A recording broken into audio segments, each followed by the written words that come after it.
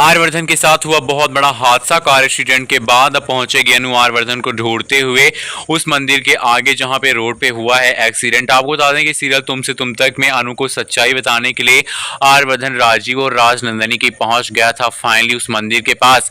लेकिन वहां पे पहुंचता उससे पहले ही सामने उसके कार से किसी की टक्कर हुई और यहाँ पर उसकी कार यहाँ पर चकनाचूर हो गई और दिखाया गया कि आर्यवर्धन जो है एक्सीडेंट के चलते यहाँ पर बेहोश हो गया। अब आपको दिखाया जाएगा कि ये सब होने के बाद फाइनली अब यहाँ पे अनु फिर से पहुंचेगी वहां पे और जब देखेगी सामने कार में भीड़ लगी होगी और कार में जब अंदर देखेगी तो सामने आर्यवर्धन होंगे। आर्यवर्धन को देख के अनु के होश उड़ जाएंगे।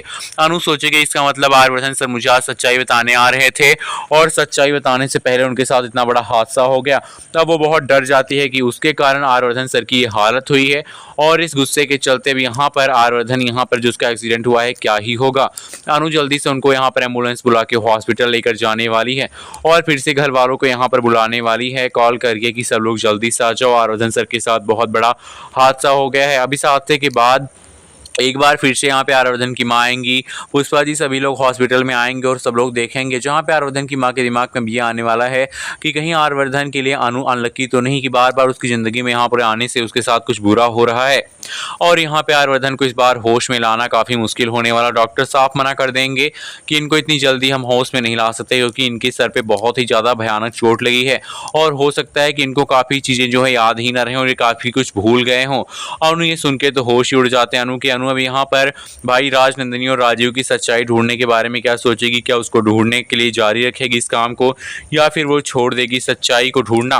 क्योंकि हम आपको बता दें कि अब यहाँ पे जो आर्यवर्धन है वो तो इस हालत में है नहीं कि सच्चाई बता पाए अनु को, इसलिए अब यहाँ पर अनु जो है झेंडी सच्चाई पूछने भी नहीं जाएगी और अनु आर्यवर्धन के ठीक होने के बाद फाइनली कुछ ना कुछ यहाँ पर प्लानिंग करेगी कि वो सच्चाई के लिए फिर से निकले और सच्चाई ढूंढ कर लेकर आए। लेकिन मीरा इसकी चीज़ में यहाँ पर मदद नहीं करने वाली है अनु की। आपको क्या लगता है कि अनु जो है सच्चाई के लिए जब निकलेगी उसको सच पता चल पाएगा? अनु इस चीज़ की तलाश में निकलेगी आर्यवर्धन सर के पास और आर्यवर्धन सर से जाकर करना चाहेगी कई सारे प्रश्न और ये प्रश्न करने के बाद वो कहीं ना कहीं यहाँ पर हैरान हो जाएगी।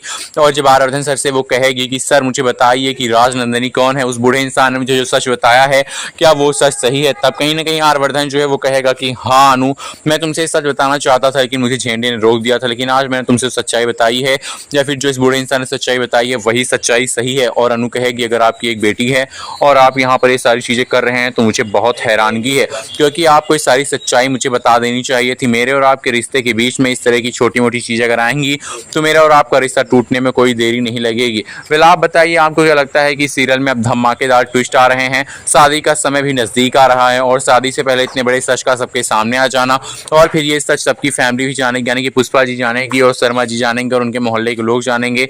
वहीं दूसरी तरफ हो रही है सुमन की भाई शादी। चलिए सुमन की शादी की बात हम अगले वीडियो में करेंगे, तब तक के लिए आप वीडियो को लाइक कीजिए, चैनल को सब्सक्राइब कीजिए, कमेंट करना बिल्कुल भी ना भूलें। Thank you.